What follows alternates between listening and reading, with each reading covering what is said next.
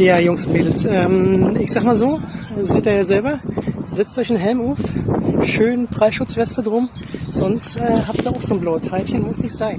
Seid clever als ich, lernt was aus euren Fehlern, viel Spaß.